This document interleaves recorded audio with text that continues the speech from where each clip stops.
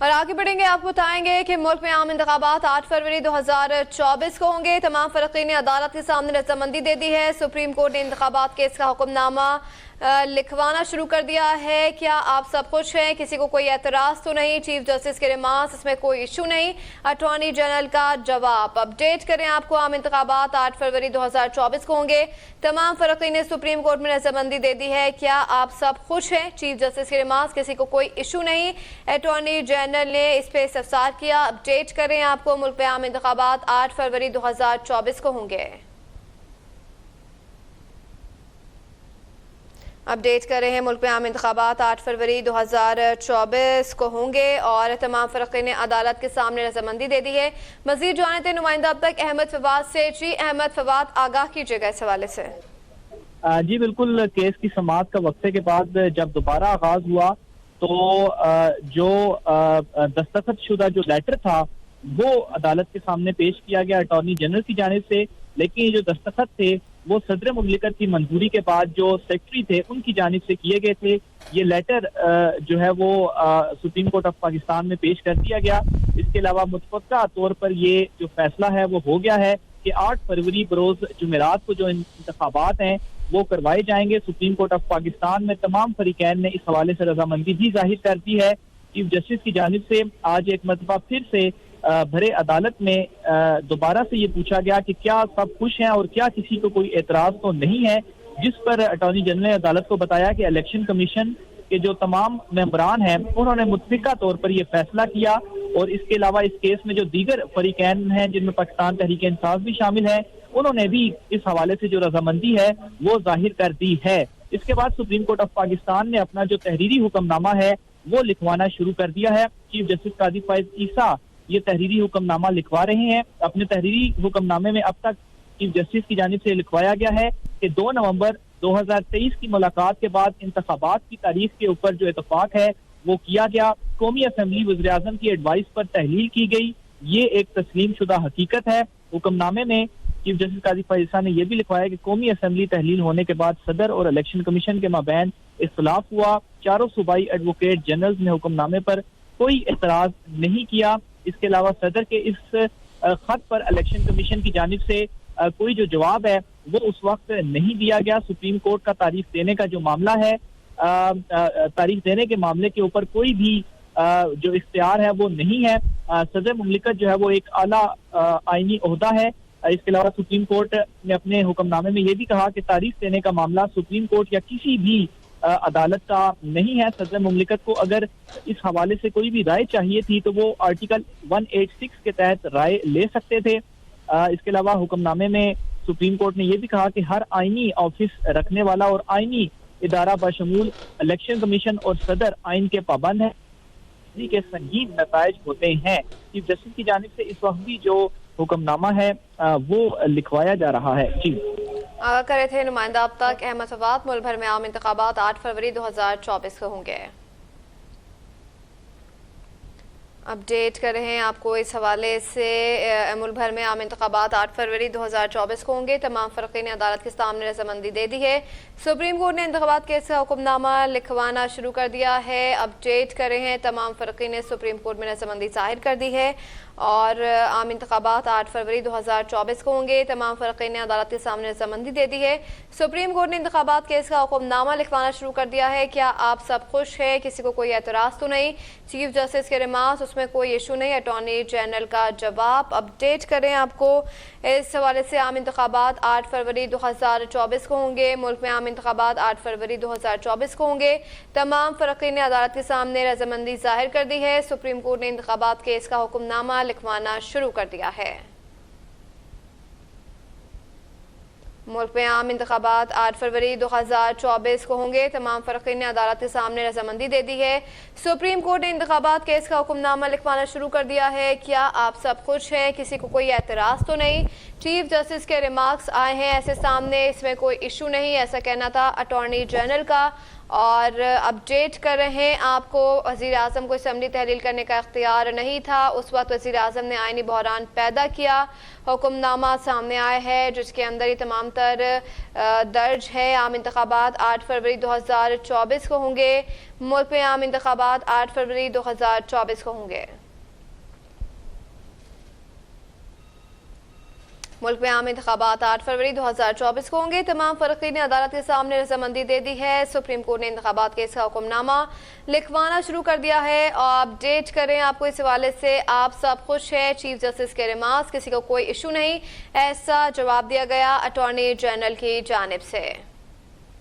ملک میں عام انتخابات 8 فروری 2024 کو ہوں گے۔ تمام فریقین نے عدالت کے سامنے رضامندی دے دی ہے۔ سپریم کورٹ نے انتخابات کیس کا حکم نامہ لکھوانا شروع کر دیا ہے۔ اس وقت وزیر اعظم نے آئینی بحران پیدا کرنے کی کوشش کی گئی ہے۔ عام انتخابات 8 فروری کو ہوں گے اور 8 فروری 2024 کی جو ڈیٹ ہے وہ فائنل کی گئی ہے۔ تمام فریقین نے سپریم کورٹ میں رضامندی بھی ظاہر کر دی ہے۔ اپڈیٹ کر رہے ہیں آپ کو اس حوالے سے، ملک میں عام انتخابات 8 فروری 2024 کو ہوں گے۔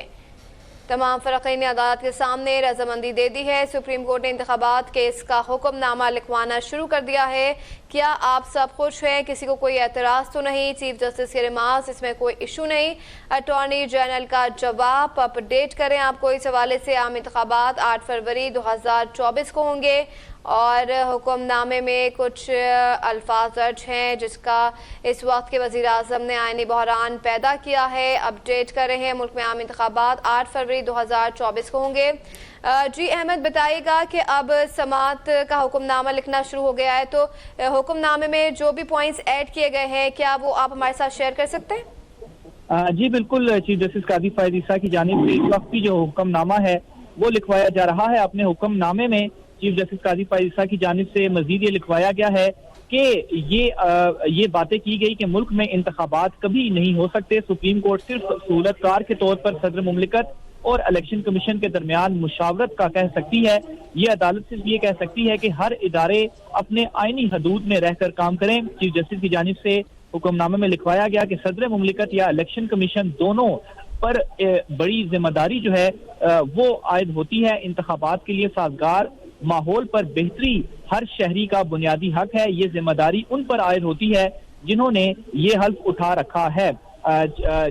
چیف جسٹس قاضی فائز عیسیٰ نے مزید حکم نامے میں یہ بھی لکھوایا کہ چیف الیکشن کمشنر، ممبران اور صدر مملکت حلف لیتے ہیں عوام کو صدر مملکت یا الیکشن کمیشن آئین کی عملداری سے دور نہیں رکھ سکتے۔ حادثاتی طور پر پاکستان کی تاریخ میں 15 سال آئینی عملداری کا سوال آیا۔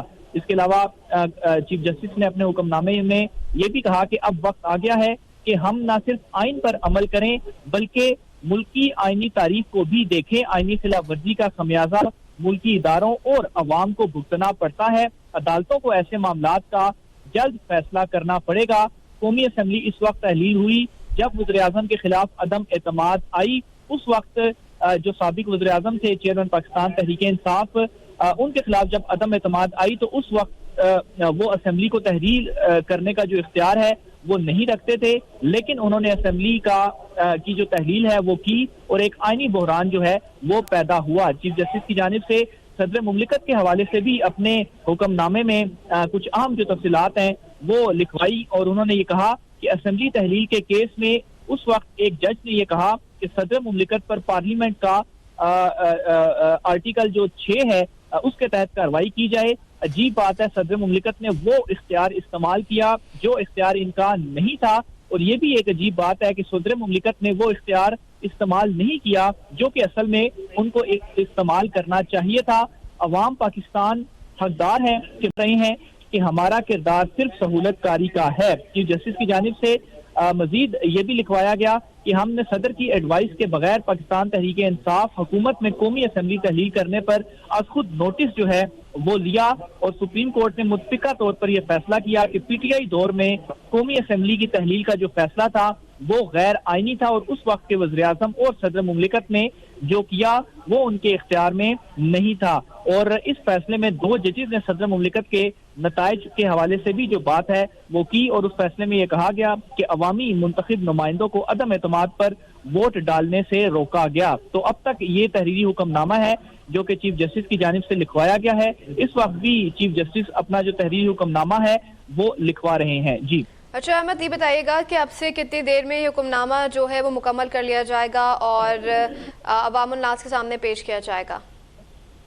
जी बिल्कुल, देखें अभी तक जो तहरीरी हुक्मनामा लिखवा चुके हैं चीफ जस्टिस काजी फायद ईसा, उसमें वो तमाम तर डिटेल्स, वो तमाम तर जो बैकग्राउंड है वो डाला जा रहा है जो कि इस केस में सामने आया है, और वो तमाम तर चीजें इसमें मजीद शामिल की जाएंगी जो कि इस केस के दौरान होती रही, जो दलाइल वकला की जानिब से दिए जाते रहे। इसके अलावा ये तमाम तर तफसीलात भी इसमें एडअप की जाएंगी।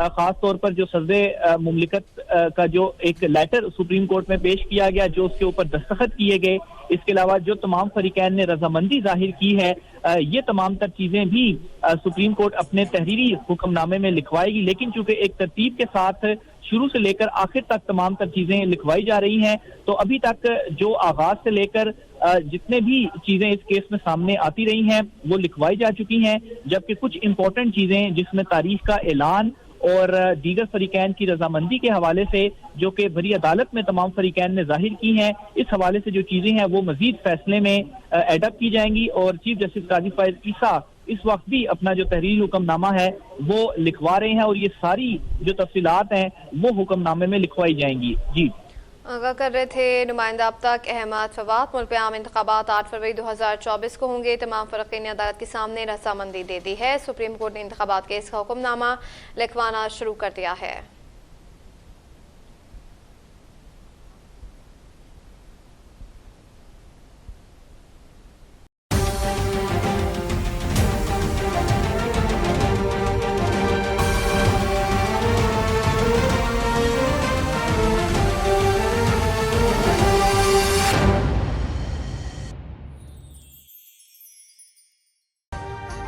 अभी सब्सक्राइब करें ताकि कोई खबर रह न जाए।